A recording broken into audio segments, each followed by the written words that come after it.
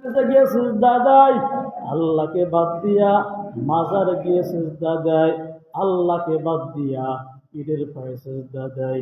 এরে মুসলমান, আল্লাহর গোলাম যারা আল্লাহরে বাদ দিয়া মানুষের দন্না দূরে মূর্তির পায়ে সিজদা দেয়, বলে আল্লাহ হক আল্লাহরে না দিয়া বান্দা যখন মাখলুকের দান করলো,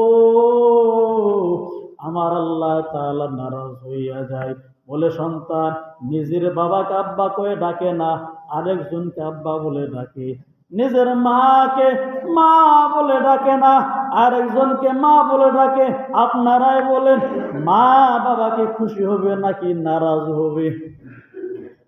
যে আল্লাহ আপনারে আমারে বানাইছে, আল্লাহকে সিজদা না দিয়া যদি আমরা বিভিন্ন মাখলুকা থেকে দূর দিয়া মূর্তির পায়ে সিজদা দেয়, মূর্তির খোদা মানে বট গাছের মরা মানুষের সে সিজদা দেয়, বলে জিন্দা মানুষের সিজদা দেয়, আমার আল্লাহ বলি এই শিরিকের গুনাহ আমি আল্লাহ তাআলা কখনো ক্ষমা করব না।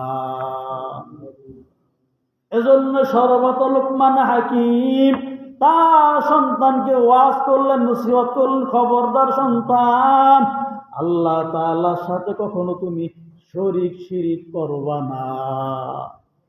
আল্লাহু আকবার বলেন। এটা সবার জন্য সবক। বাবা আমরা যারা আছি যদি আদর্শ বাবা হতে চাই, আপনার আমার সন্তানকেও বলতে হবে খবরদার আল্লাহর সাথে কখনো শরীক করবা না। বাবার পূরণে হলো ওই সন্তানটাকে বলবে, সন্তান 5 ওয়াক্ত নামাজ আদায় করবে। এটা হলো আদর্শ বাবা।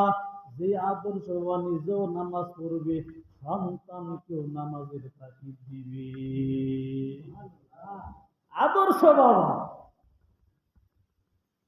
সময় তো নাই, এখানে বয়ান শেষ। লুকমান হাকিমের ওয়াজ যদি আপনারা শুনতে চান, আরো কথা সামনে আল্লাহ চাহে তো সামনের জমায় লুকমান হাকিম তিনি কেমন ব্যক্তি ছিলেন, তার সুরত কেমন ছিল, কে ছিলেন, বিস্তারিত ইনশাআল্লাহ সামনের জমায় শুনতে পাবেন। এজন্য আমরা যদি আদর্শ পিতা হইতে চাই, আমরা নিজেরাও আদর্শ মতো চলবো, সন্তানকে আদর্শ মতো চলার জন্য আমরা নসিহত করব ইনশাআল্লাহ।